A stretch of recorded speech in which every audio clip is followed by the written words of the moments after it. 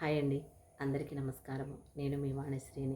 ఈరోజు స్టోరీ వచ్చేసి దేవుడి మీద నమ్మకం. అంటే చాలామందికి దేవుడి మీద నమ్మకం ఉండొచ్చు, ఉండకపోవచ్చు. ఎవరి అభిప్రాయం వాళ్ళదండి.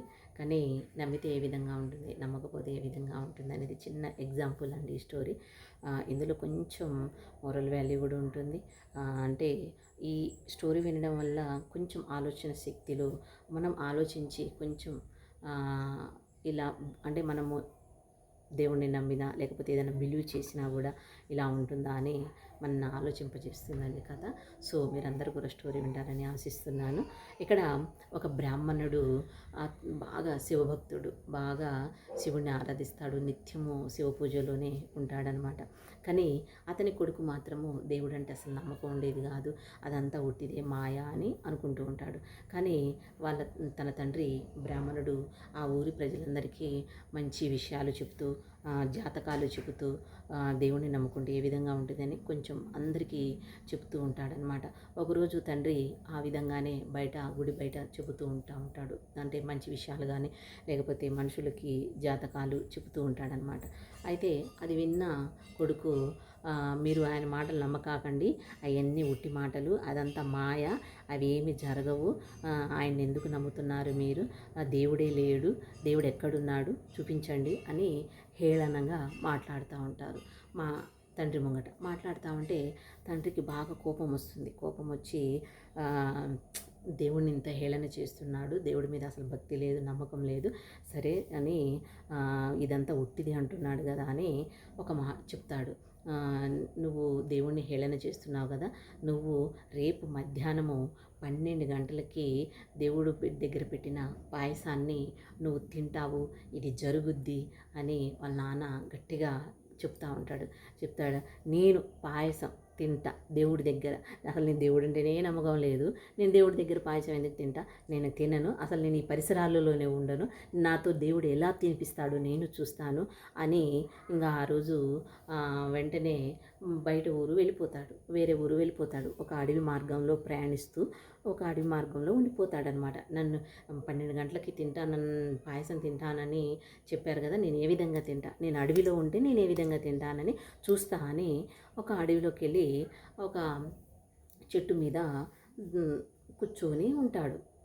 నేను ఎట్టి పరిస్థితుల్లోనైనా నేను ఆ పాయసాన్ని తినకూడదు అని అడవిలో ఒక చెట్టు మీద కూర్చుంటాడు. అయితే ఒక బాటసార్లు అటు నుంచి వస్తూ ఆ పని చేసి మార్గ మధ్యలో భోజనం చేద్దామని ఒక చెట్టు దగ్గర కూర్చుంటారనమాట. భోజనం చేయడానికి అన్నీ సిద్ధం చేసుకుంటారు, భోజనం ముందు చేయడానికి. అక్కడే ఆ పూజ చేసిన పాయసం కూడా పక్కనే ఉంటుందన్నమాట.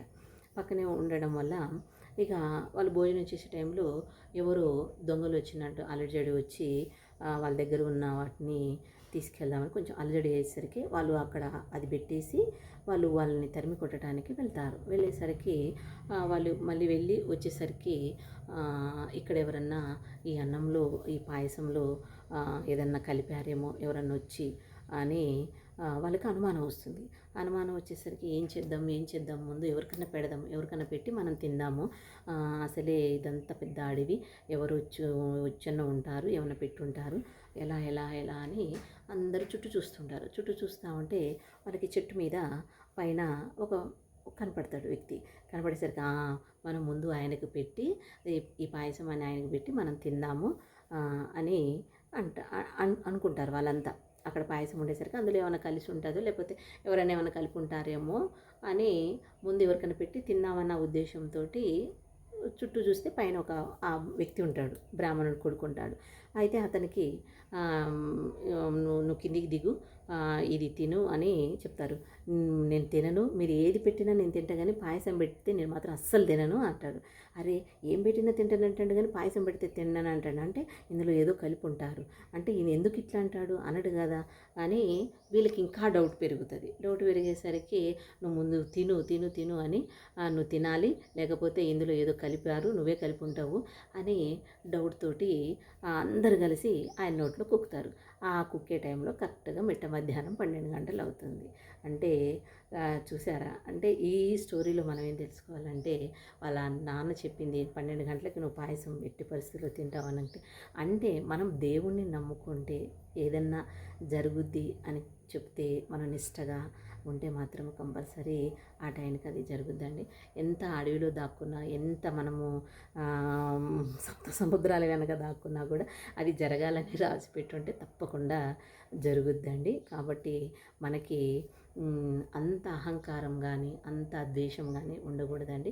కొన్ని విషయాలను మనం సానుకూలంగా తీసుకోవాలి, సానుకూలంగా ప్రతిస్పందించాలండి.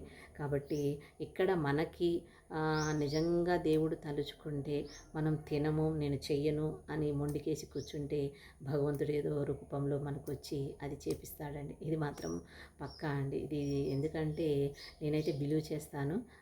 కాబట్టి తిననని భీష్మించి కూర్చున్న వాడితోటి ఏ విధంగా తినిపించారంటే ఇక అది అంతా రాత అండి. అలా ఉంటుంది కొన్ని కొన్ని విషయాలలో మనం ఏం చేయలేము.